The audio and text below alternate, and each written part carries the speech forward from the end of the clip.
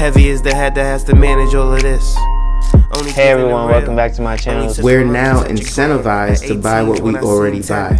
Fumbling through college had me building. I also got something done on the other side. And that was right around, I would say, May, maybe, right before renewing the lease for this property. Welcome to the channel, Martha. Thank you for having me here. Oh, I was going to say, I am getting up in their names, I'll tell you what. Bills paid by other people, life was never this good. I had to step back, knowing that it's... Hey everyone, welcome back to the channel. So it's a funny topic to me today, but it's also very important to talk about. What is a mortgage? What is a mortgage? So this is a topic that a lot of people have questions about. They don't really know how it works. They don't really understand how a house is bought. Like my little brother, today I was talking to him and he asked me, if my house burned down, what would I do? And I said, well, that's what I have insurance for. And he said, so is it similar to a car? And I said, yeah, it is pretty similar to a car. Like if it burned down, you would have some equity in the home. And equity is the principal that you have paid into the home plus your down payment. So for example, unless you're a veteran, you can't do 0% down. You have to at least do about 3 to 3.5% down in order to get into a house. So if your house is $100,000 and you put 3.5% down, that's $3,500. You're still gonna have to pay closing costs and other fees associated with home ownership, like getting an inspection done. And I would hope you get a thorough inspection done. And then also, again, your closing costs, which go to the bank for giving you the loan in the first place, right? And so all in, you might be all in at about $600 to $7,500, at least in the state that I'm living in. It could be more, it could be less, depending on what state you're in. All right. And sometimes they require an escrow payment right up front. What is an escrow? When you put less than 20% down, you typically have to pay your insurance and your property taxes through the bank. And that is what an escrow is. Now, an escrow can also just be used for your insurance payments, and it can also just be used for your property taxes. But when you have less than 20% down, they typically ask you to put both in there, and they typically will manage that for you to ensure that those payments go to the right people and to the right places. All right, so now that you have your escrow account, if my house were to burn down, my insurance is in my escrow account, which is paid every single month, and therefore I would get a check to not only pay the bank back, but a check to either rebuild the property or use that cash to buy another property. All right. A lot of the time, the checks that are given is to rebuild on the land that I own, right? So once you pay the bank back, or you use the money to rebuild on the land, you would hope that you can build a house that is of equal value based on the insurance money that you've taken out. So, for example, let's say you have a $100,000 house. The insurance money might be $140,000, because even though your house costs $100,000 right now on the market, typically older homes were built a lot cheaper, and it actually costs more to build those same homes depending on the areas that you live in. And also contractors and builders might charge more depending on your area as well. If you live in Manhattan, you might be charged more per square foot than you would have been charged if you lived in Brooklyn, right? No plumber is going to charge you $10,000 in Manhattan and then charge the same $10,000 in Brooklyn. They might charge $8,500 in Brooklyn, right? And that's just New York cities. So if you're not from there, I was just quoting a few cities. So with that being said, that mortgage also comes with principal and interest. All right, interest is what you pay the bank every single month as a part of your payment. And then that principal is what you pay yourself. That goes into the equity to pay down the home. So for example, How does that look? If you have a $100,000 house and your mortgage payment every single month is $750, 150 of that is probably your escrow. That's your property taxes, and that is your insurance. So that means $600 is being split into your principal and your interest payments. At the very beginning of a 30-year or even a 15-year, 10-year, or 20-year mortgage, and in some cases a 40-year mortgage, you're going to have more interest going towards that mortgage payment than principal. So that means every single month you'll be paying the bank more money than you pay yourself. Out of that $600 of the $750, you might be paying $485 to the bank in interest, and then only $115 to yourself in principal. That $115 is going to go into your principal payment, which is going to increase the percentage that you own of the house every single month. So if you put 3.5% down, which is $3,500, the first month you'll now be at $3,615 because you got $115 from your principal. The next month it'll be another $115 added on to that $3,615. So you're at $3,730 2 months in. Does that make sense? So as you continue to add payments, you will then start to break down that interest.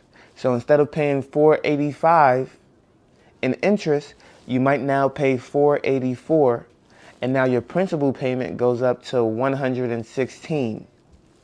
So over time, and that is at the very, very beginning, so I know that sucks to only go up $1 after 2 months or so. I know that sucks, but after a year, you might be at $120 in principal payments and $480 in interest payments. Does that still suck? Absolutely.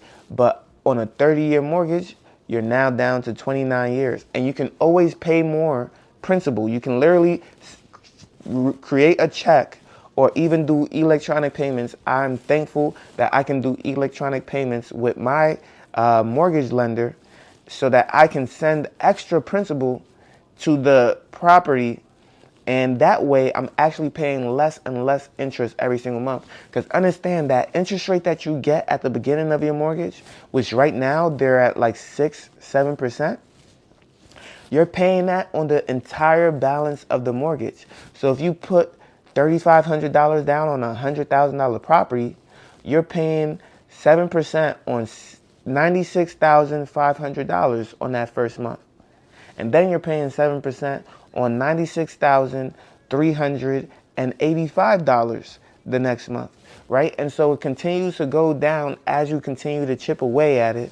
That principal will start to go up, and your interest rate will start to go down day by day, month by month. And they typically say that people start to get a lot of equity in their home after 5 to 7 years. All right, so at that 5 to 7 year mark, you're probably at least 20% equity in the home, at least. All right, at that point, people are looking to upgrade or take money out of their house. A lot of people cannot refinance until you have at least 20% equity in your home. Some people don't get it from just paying it down and getting principal payments. Some people might get it from appreciation, which is when your house goes up in value. Just like food in a grocery store go up in prices, houses also go up in prices. When you sell a house for more than you bought it for, that's going to increase the value of all the other houses in the neighborhood. And that is what appreciation is. And so somebody might say, I want to get my house appraised, which means I want the bank to look at this and tell me how much it's worth. So when you get that house appraised and they say that $100,000 house is now worth $125, you now have at least 20% equity in the home because you bought it at $100,000 and it's now worth $125,000. So even if you didn't pay it down to $80,000 to get that 20% buffer, you now already have 20% equity because you got the home to be worth $125,000 and you paid it down to, I don't know, let's just say you paid it down to $93,000. So you only paid $7,000 off, which probably took you about 2.5 years, maybe 3 years, depending on the interest rate. All right, does that make sense? So the thing I love about a mortgage is that, you know, similar to any debt, right? Obviously, there's an interest rate that you pay on the total balance of the loan. But it is so nice to see month over month that once you pay on your payment, that interest rate is going down and your principal is going up.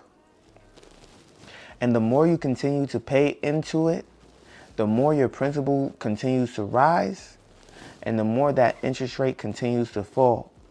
And so what I like to do is I like to play a little game.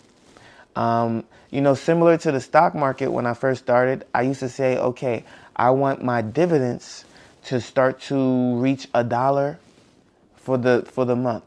Then I said I need my dividends to reach $1 a day, $30 a month, which would pay my phone bill. Then I said I want my dividends to reach $100 a month. And now I'm saying, okay, I need to be able to make at least, I'll be modest and I'll say $250 a month. I was going to say $500, but the new goal is $250 a month just in dividend income. Okay? So with the new goal of $250 a month, that's a new milestone for me. But trust me, I was excited when I hit $1 a day because that meant I would always be able to buy food. That means I can go to McDonald's and I can get something off that dollar menu. And yes, I understand there's taxes involved and all that good stuff. All right. So now the fact that I'm able to make $1 a day doing nothing with the dividends was very, very important. It was a huge milestone for me, but it's the little things that matter. So now in the terms of a mortgage, I do the same thing. It's not necessarily knowing that I'm 3 years ahead on my mortgage, which I am on both of my mortgages. We're 3 years ahead.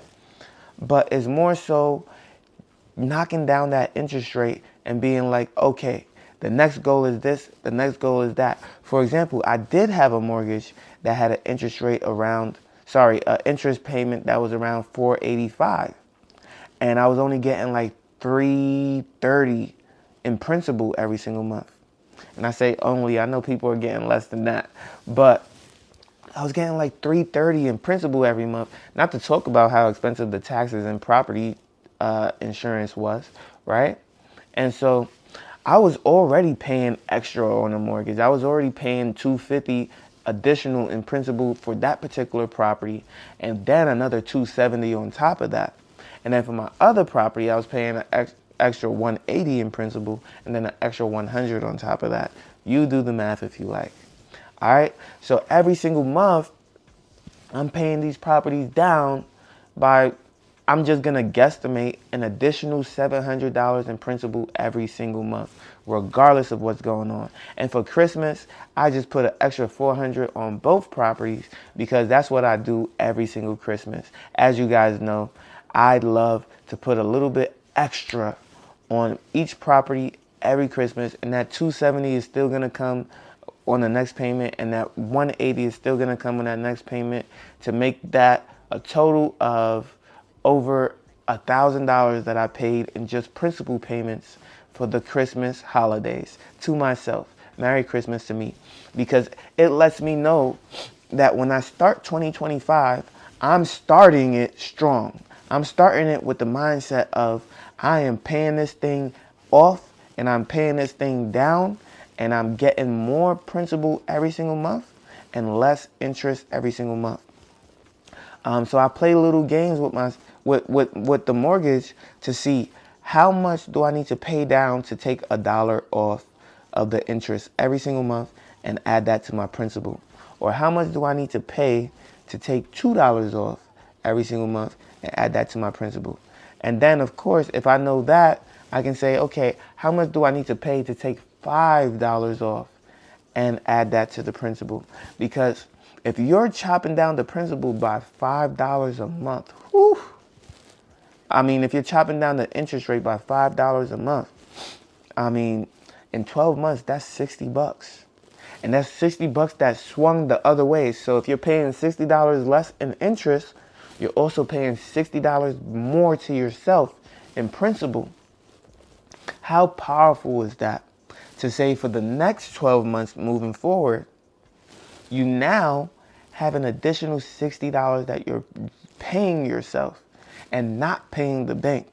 You see, people don't think about it that way. Maybe it costs you $10,000 to now lower your interest by $60 a month, but you're also increasing your principal by $60 a month. And over the course of a year, that is $720 a year that you're no longer paying to somebody else, and you're paying that to yourself. So if it costs you $10,000 to save $720 a year, how long does that take you to recoup? Possibly, I don't know, 9 years or so? So if you plan to stay in your home for 9 years and you got $10,000 to put onto your mortgage, that is a no-brainer of a deal, because not only do you save that money, you have that equity, the appreciation is going to come after a 9-year period, and when you sell, you get it back anyway. If you sell, you get it back anyway. So you're saving money in so many ways. And the only thing that I would say is you don't have to put that 10 grand down to save 60 grand and add 60 grand if you have an investment that makes sense, right? So $10,000 can make you a lot of money in the stock market, more than $60 a month. All right, but a lot of people don't know how to turn 10,000 into 10,720. And that's what essentially you'll be doing, guaranteed, by paying down your mortgage. And so I hope that that was very informative. I hope that you now understand what a mortgage is, how it works, how to pay it down, the interest rate versus your versus your mortgage loan balance, and then your interest versus your principal, as well as your escrow, which is your property taxes and insurance. If you have any other questions, let me know in the comment section down below. I would be happy to answer those, and I will see you on the next one. Peace.